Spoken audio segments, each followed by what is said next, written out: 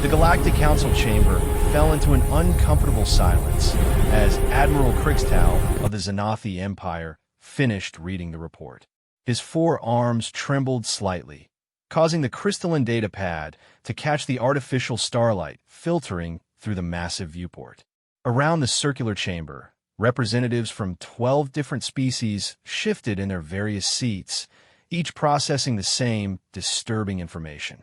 "This cannot be accurate," growled Commander Vorthak, his reptilian features twisted in disbelief.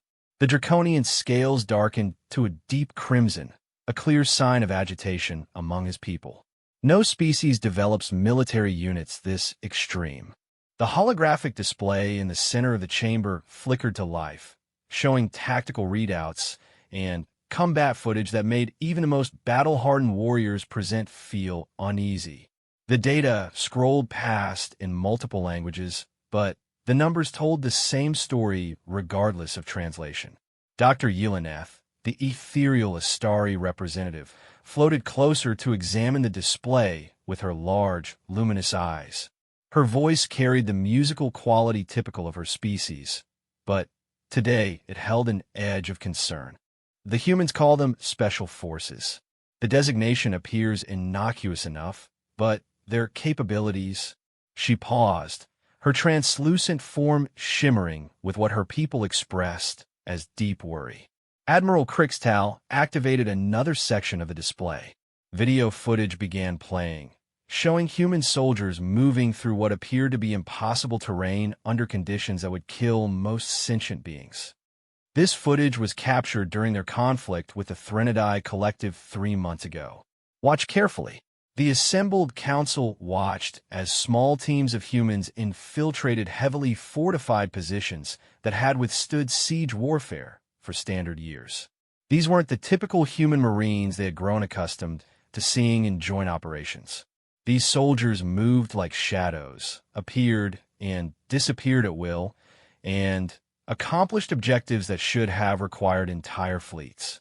The Threnodai had established what they considered an impregnable fortress on Kepler 442b. Krixtau continued, his voice carrying the weight of professional military assessment. The planet's surface temperature averages minus 40 degrees Celsius. The atmosphere is toxic to most known life forms. Gravity is 1.7 times standard. The Threnodai built their base inside a mountain, protected by energy shields, automated defenses, and 3 full battalions of their finest warriors. The footage showed human figures, barely visible even with enhanced sensors, scaling the mountain face in the middle of a raging blizzard. Their equipment appeared minimal, yet they moved with purpose and coordination that spoke of extensive training and preparation. General Mordun of the Korthari hegemony leaned forward, his massive frame causing his chair to groan under the strain. The bear-like alien's voice rumbled like distant thunder. How many humans were involved in this assault? Surely they committed significant resources to overcome such defenses. Krixtau's expression grew grim. 12. The chamber erupted in disbelieving chittering, roars, and various other expressions of shock from the assembled species.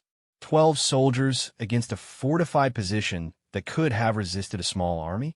It defied conventional military logic. 12 humans neutralized the entire base in 6 hours. Krixtau continued once the noise died down. They extracted their target, destroyed the facility's primary weapon systems, and escaped without losing a single member of their team. The Threnodai survivors described them as ghosts that kill. Senator Plina of the Aquatic Confederation rippled her bioluminescent patches in the pattern her people used to express extreme skepticism. Perhaps the Threnodai exaggerated the account. They are known for their pride and might embellish a defeat to preserve honor. I considered that possibility, Krixtau replied, activating another display. So I cross-referenced with 17 other incidents involving these special forces units across the past 2 years. The pattern is consistent and deeply troubling. The new display showed a map of the galaxy with red markers indicating various conflict zones. At each marker, impossible victories have been achieved by small teams of human operators. Hostage rescues on space stations, surgical strikes against pirate strongholds, reconnaissance missions deep into enemy territory, each conducted by teams numbering no more than a few dozen humans at most. On Rigel 7, 8 humans infiltrated a syndicate prison facility buried 3 kilometers underground and rescued 47 prisoners of war, Krixtau read from his notes. The facility was designed to be escape-proof, with automated security systems created by the Nexus Collective's finest engineers.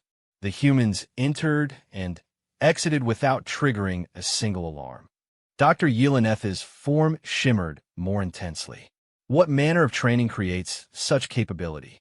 Our own elite units require decades of preparation and genetic enhancement to achieve a fraction of these results. That's what disturbs me most, admitted Commander Vorthak, his earlier skepticism replaced by genuine concern. We fought alongside human regular forces. They're competent, certainly, but this represents something entirely different. This suggests the humans have been developing capabilities they haven't shared with their allies. The implications hung heavy in the recycled air of the chamber.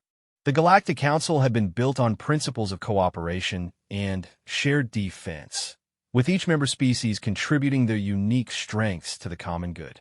The idea that humanity might possess military capabilities far beyond what they had revealed raised uncomfortable questions about trust and transparency. Admiral Krixtau brought up another file, this one heavily encrypted and marked with the highest security classifications.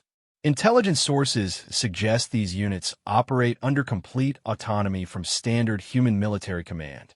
They answer only to the most secretive levels of human government.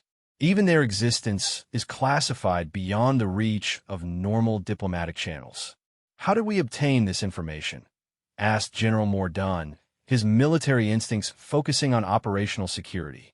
Sources I cannot reveal without compromising ongoing intelligence operations, Krixtau replied carefully.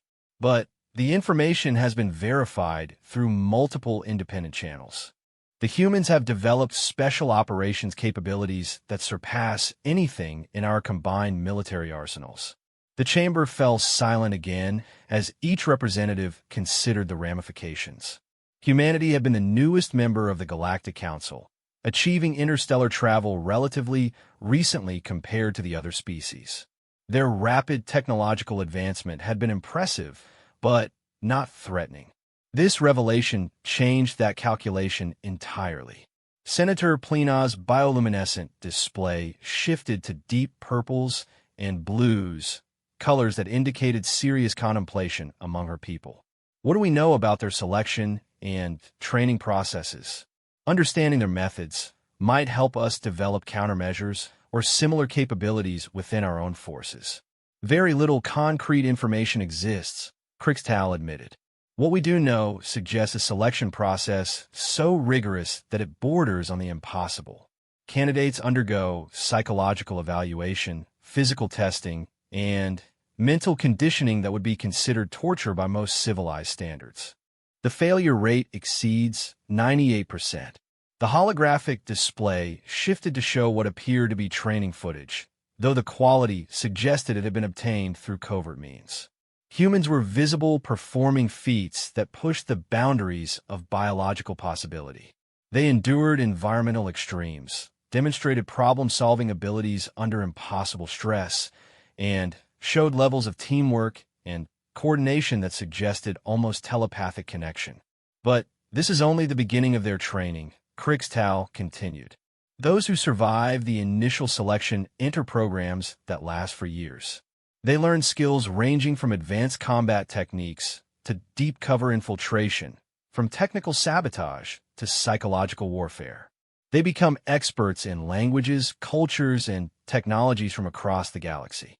Dr. Yeleneth's musical voice carried a note of something approaching fear.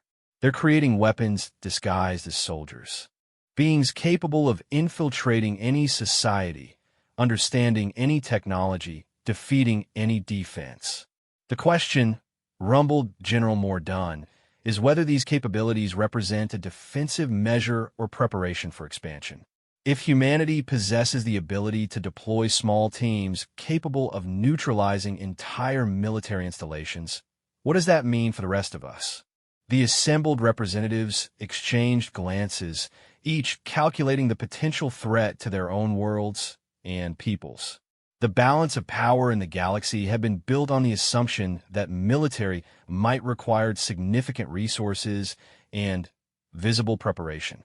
If small teams of humans could achieve what previously required fleets, then traditional deterrent strategies became meaningless.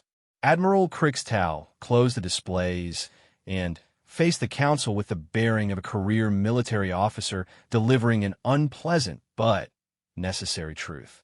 Colleagues, we face a situation unlike anything in recorded galactic history. We must decide how to respond to this information. Do we confront humanity directly? Do we attempt to develop similar capabilities? Do we simply hope that their intentions remain aligned with galactic peace? The weight of the decision settled over the chamber like a suffocating blanket. Outside the viewport, stars continued their eternal dance, indifferent to the concerns of the species that had learned to travel among them. But somewhere in that vast darkness, small teams of human operators were moving with purposes unknown, carrying capabilities that could reshape the balance of power across the galaxy.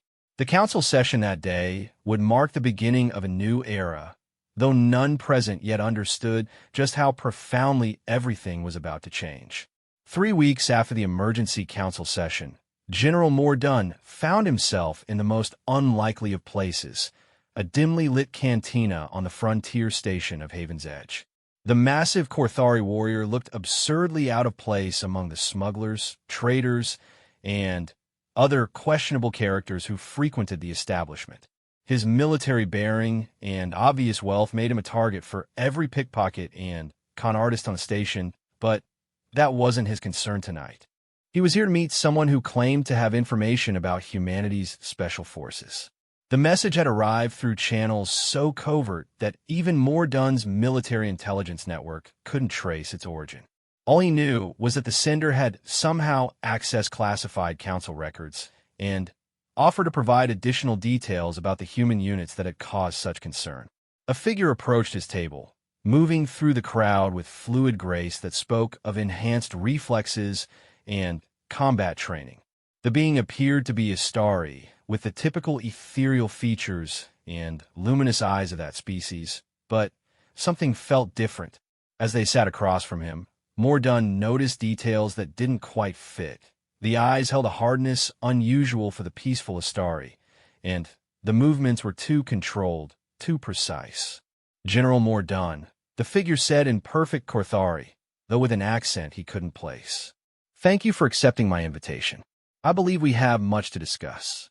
You claim to have information about the human special operations units. Mordun replied directly, his military training cutting through any diplomatic pleasantries. What makes you qualified to speak on this subject? The figure smiled, an expression that somehow seemed predatory despite the delicate Astari features. Because, General, I've had the unique opportunity to observe them in action. And more importantly, I've survived the experience. What followed was an account that made the intelligence reports seem tame by comparison. The being, who identified themselves only as Echo, described encounters with human operators that defied rational explanation. Teams that seemed to appear and disappear at will, individuals who demonstrated knowledge of alien cultures and languages that should have taken decades to acquire, and coordination between team members that suggested they shared a collective consciousness. I was part of a Nexus collective security detail guarding a research facility on Terminus Prime. Echo began, their voice taking on the distant quality of someone reliving traumatic memories. The facility was developing quantum communication technology that could revolutionize galactic commerce. We had every reason to believe our security was impenetrable. Mordun leaned forward, his professional interest overriding his skepticism about his mysterious companion. Terminus Prime was known for its extreme environment and the Nexus Collective's reputation for creating unbreachable security systems. The facility was built into an asteroid, completely self-contained with its own life support and defense grid, Echo continued. Access required passing through 7 different security checkpoints, each using different scanning technologies and biometric verification systems. The entire complex was monitored by artificial intelligence systems designed by the finest Nexus programmers. Yet the humans breached it, More Dunn stated, already knowing the answer from the pattern established in previous reports. Breached it? Echo's laugh held no humor. General, they didn't breach it. They walked through it as if the security didn't exist. I was monitoring the central security station when they arrived. 6 humans appearing on our sensors as if they had materialized out of vacuum itself. The description that followed painted a picture of an operation that transcended conventional special operations. The humans had somehow infiltrated the facility's computer networks before their physical arrival, turning the security systems against the defenders. Personnel found themselves locked in rooms by their own systems, while automated defenses targeted the facility's guards instead of the intruders. But the most disturbing aspect wasn't their technological capability, Echo said, their luminous eyes dimming with the weight of memory. It was their knowledge of our personnel, our procedures, our individual psychological profiles. They knew which guards would panic under pressure, which technicians would cooperate to protect their colleagues, and which commanders would attempt heroic last stands. Mordunn's blood ran cold. The implications were staggering. You're suggesting they had intelligence assets inside the facility? No, hecho replied firmly. I'm suggesting something far more unsettling. They demonstrated knowledge that could only come from years of deep psychological study of each individual present. They knew us better than we knew ourselves. When they encountered my partner, they addressed him by his childhood nickname and referenced a fear he had never told anyone about. The conversation continued for hours, with Echo providing detail after detail that painted a picture of human special operations capabilities that bordered on the supernatural. Teams that could predict enemy responses with impossible accuracy, operators who seemed to understand alien psychology better than the aliens themselves, and missions conducted with a level of precision that suggested access to information that shouldn't exist. How do you explain their ability to acquire such detailed intelligence? Mordunn asked, though he wasn't sure he wanted to hear the answer. Echo was quiet for a long moment, staring into their drink as if searching for answers in its depths. There are theories. Some suggest the humans have developed artificial intelligence systems capable of analyzing behavioral patterns with unprecedented accuracy. Others believe they've created psychological profiling techniques that can extract information from minimal data points. And what do you believe? I believe, Echo said slowly, that we're dealing with a species that approaches warfare from a completely different philosophical foundation than any of us understand. Where we see military operations, they see complex puzzles requiring perfect solutions. Where we see enemies, they see systems to be analyzed and understood. They've turned the art of war into a science so precise that it appears magical to outside observers. The implications extended far beyond military concerns. If humans could analyze and predict alien behavior with such accuracy, what did that mean for diplomatic relationships, trade negotiations, and the basic foundations of interspecies cooperation? How could any alien civilization maintain privacy or security against beings who seemed capable of reading their innermost thoughts and predicting their actions? Echo stood to leave, but Mordunnn grabbed their arm. Up close, he could see details that confirmed his growing suspicion. The skin felt wrong, the muscle density wasn't quite right, and there was a subtle technological humming that suggested advanced augmentation. You're not really a starry, are you? He said quietly. Echo smiled again, that same predatory expression that had unsettled him earlier. Very good, General. Your species' reputation for tactical awareness is well-deserved. Then what are you? I'm a demonstration, Echo replied simply. Tonight, you've been speaking with a human special operations officer who has undergone sufficient physical and mental modification to pass as a starry for extended periods. The intelligence I've shared with you is accurate, but it comes from a perspective of someone who has been part of these operations, not a victim of them. Mordun's hand moved instinctively toward his weapon, but Echo made no threatening moves. Instead, they simply continued speaking in that same calm, controlled voice. My presence here serves two purposes, General. First, to demonstrate that human special operations capabilities extend far beyond what your Council's intelligence report suggests. We can become anyone, infiltrate any organization, and observe any target without detection. Second, to deliver a message. What message? That humanity values its relationship with the Galactic Council and hopes to continue our cooperation for the benefit of all species, Echo said, their tone shifting to something more formally diplomatic. However, we also want our allies to understand that any attempts to counter or neutralize our defensive capabilities would be viewed as hostile actions requiring appropriate responses. The threat was delivered with such casual politeness that it took a moment for its full meaning to register. Humanity was essentially telling the galaxy's most powerful military alliance that they knew about the Emergency Council session. They were aware of the concerns about their special operations units, and they were prepared to take action if threatened. Echo began to walk away, then turned back for one final comment. Oh, and General, you might want to review your security protocols. We've been aware of this meeting since before you received our invitation. In fact, we helped ensure you would accept it. As the figure disappeared into the crowded cantina, Mordun sat alone with the terrifying realization that he had just experienced a small demonstration of humanity's true capabilities.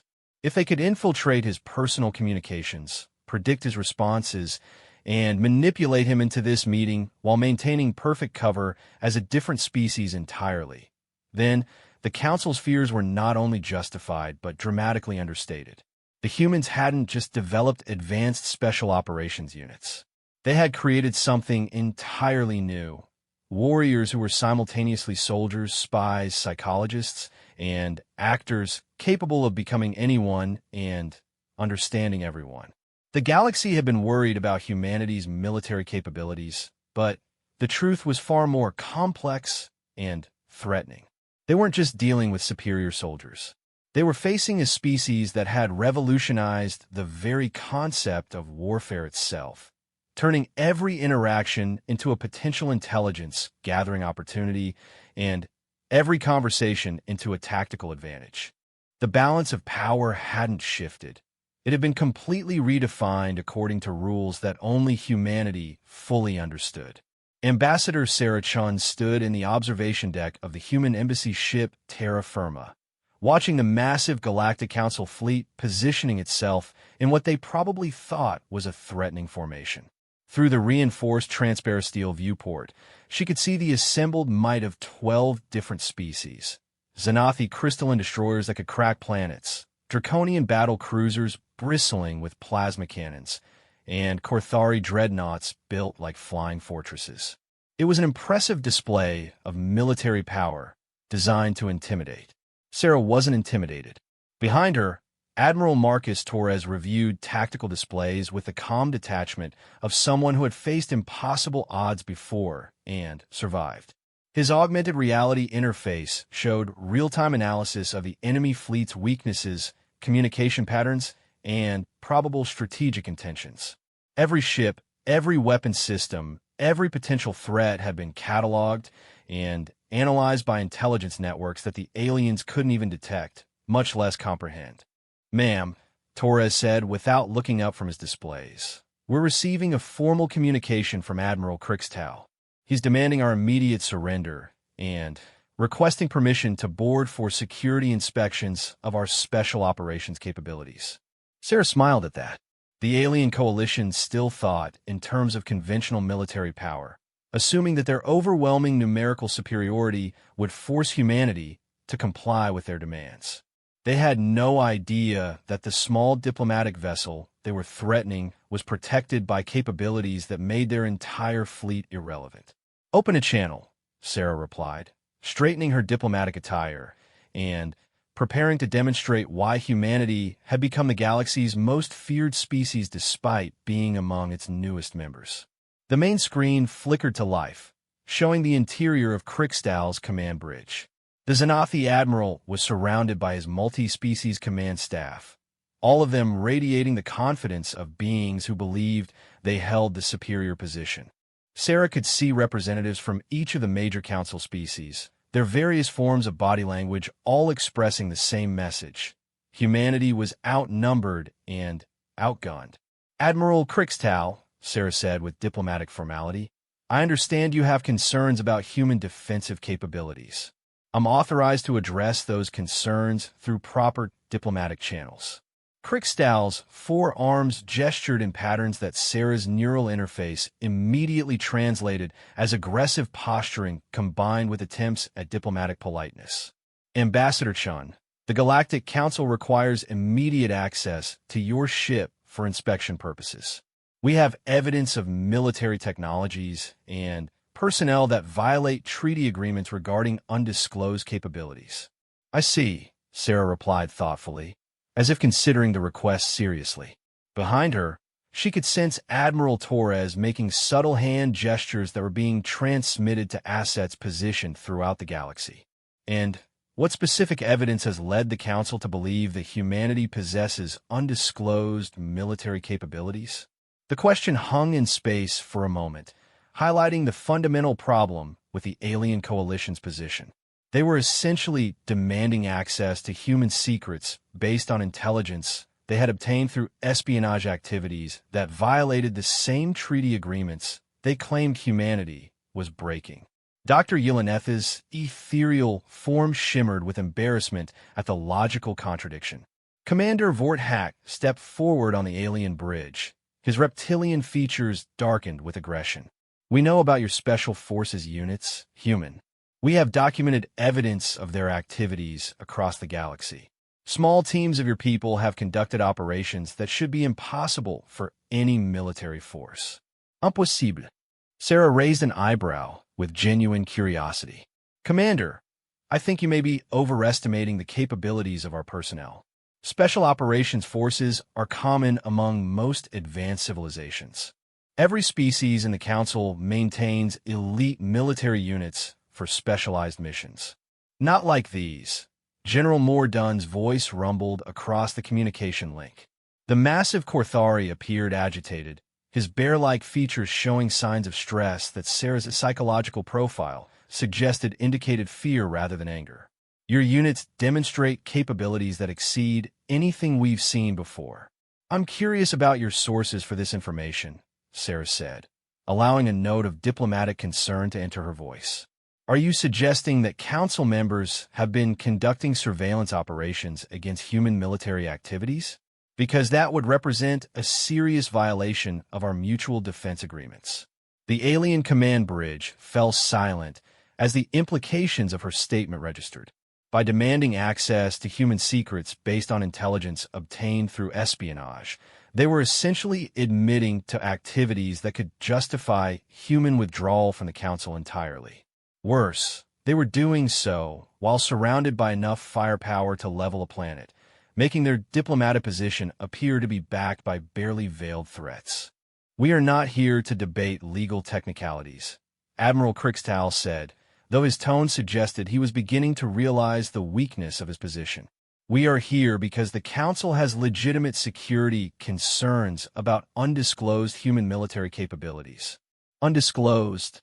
Sarah appeared genuinely confused. "Admiral, I'm not sure what you mean. All human military capabilities have been reported through proper channels in accordance with Council requirements.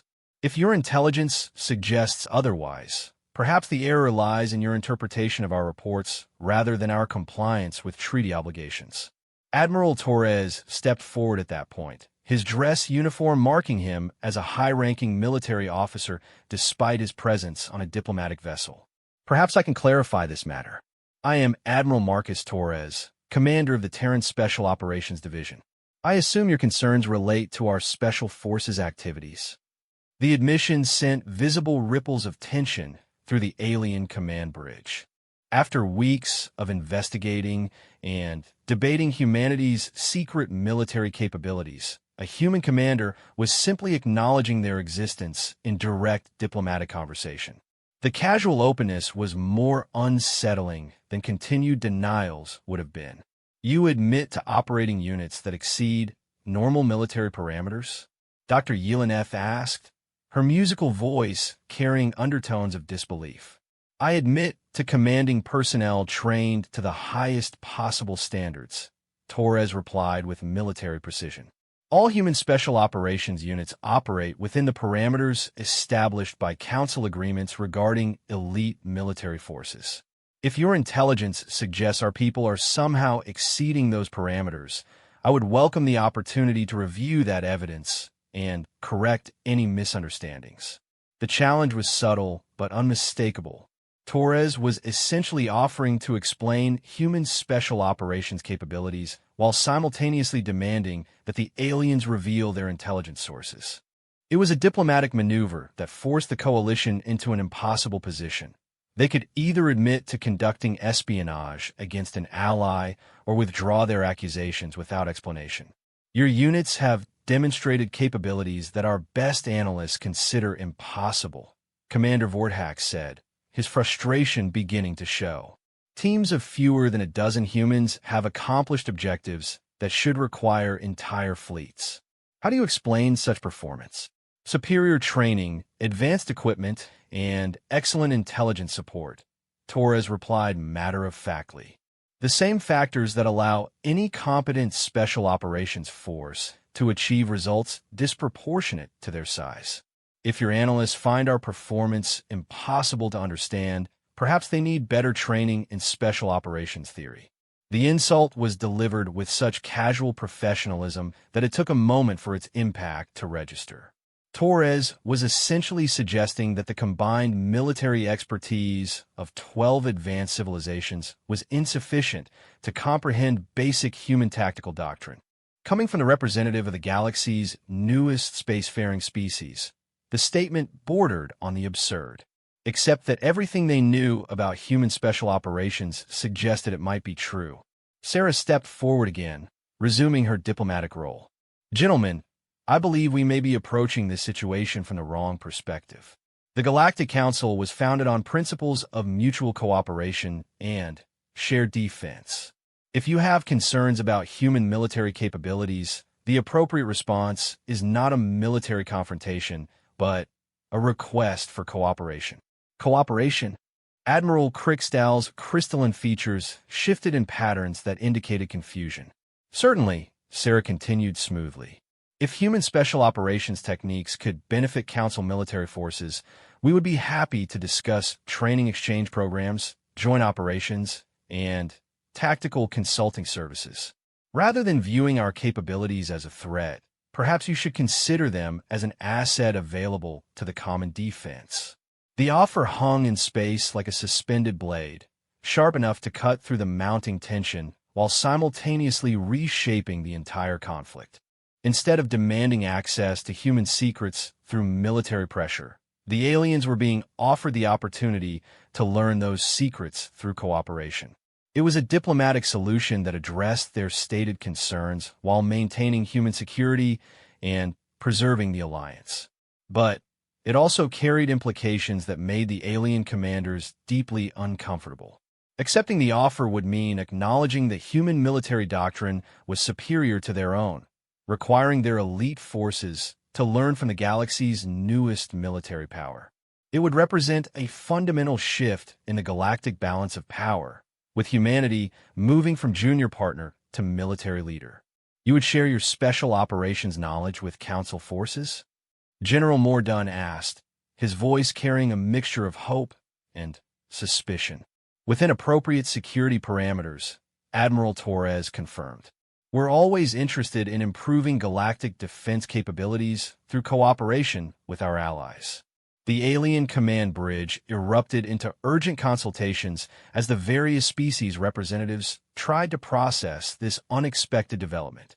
They had come prepared for military confrontation or diplomatic standoff, not for an offer of cooperation that would give them everything they wanted while somehow making humanity appear generous rather than threatened. Sarah watched the confusion with professional satisfaction, knowing that every moment of alien deliberation was being used by human intelligence assets throughout the galaxy. While the Council fleet focused on this single diplomatic vessel, teams of human operators were systematically documenting the Coalition's military capabilities, communication protocols, and command structures. By the time this confrontation ended, humanity would possess complete tactical intelligence on every species present.